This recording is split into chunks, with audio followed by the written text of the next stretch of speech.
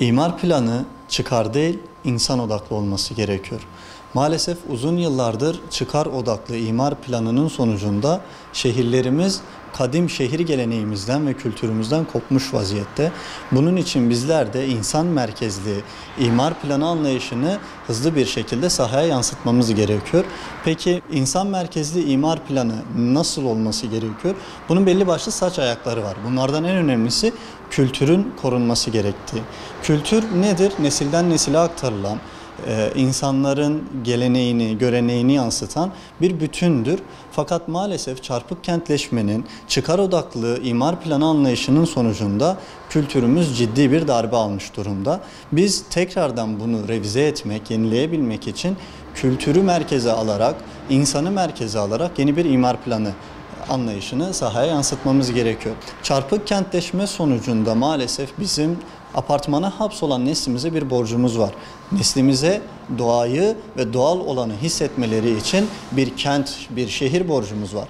Yeni insan merkezli imar planında doğanın insan yaşamıyla iç içe olduğu yeni bir imar planına ihtiyacımız var. Eğitim kurumlarının merkezde olması ve ulaşılabilir olması da insan merkezli bir imar planının olmazsa olmazıdır. Çünkü eğitim demek kültür demek, eğitim demek kültürün aktarılması demek. Sizin de bildiğiniz üzere eğitimin olmadığı ya da eğitimin ulaşılabilir olmadığı toplumlarda kültürün aktarılması, yeni değerlerin aşılanması çok ciddi problem teşkil etmekte. Maalesef çarpık kentleşme sonucunda da eğitim kurumlarının şehrin dışında kalması ciddi sıkıntılar ve sorunlar doğurmaktadır. Kolay yaşamın olduğu, yaşamın kolay olduğu imar planı anlayışıdır.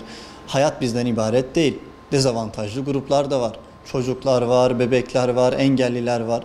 Onların da hayatlarını problem yaşamadan, bir engelle karşılaşmadan idame ettirebilmesi, ikame ettirebilmesi için, yaşamın herkes için kolay olabilmesi için nitelikli bir kent anlayışına, nitelikli bir şehir anlayışına ihtiyacımız var. İnsan merkezli şehir anlayışı bahsini ettiğimiz sac ayaklarından da anlaşılacağı üzere çok farklı parametreleri içinde barındırmaktadır.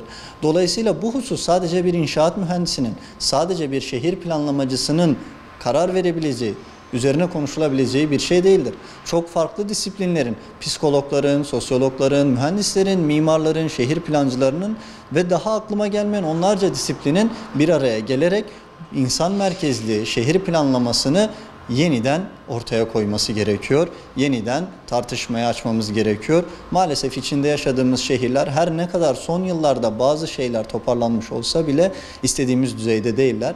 Bunun bir an önce ortadan kalkması, daha yaşanılabilir şehirlerimiz, bizim kadim geleneğimize uygun yaşanabilir şehirlerin tekrardan ortaya çıkması için umarım bu disiplinler hızlı bir şekilde bir araya gelirler ve nitelikli bir şehire hep birlikte kavuşuruz.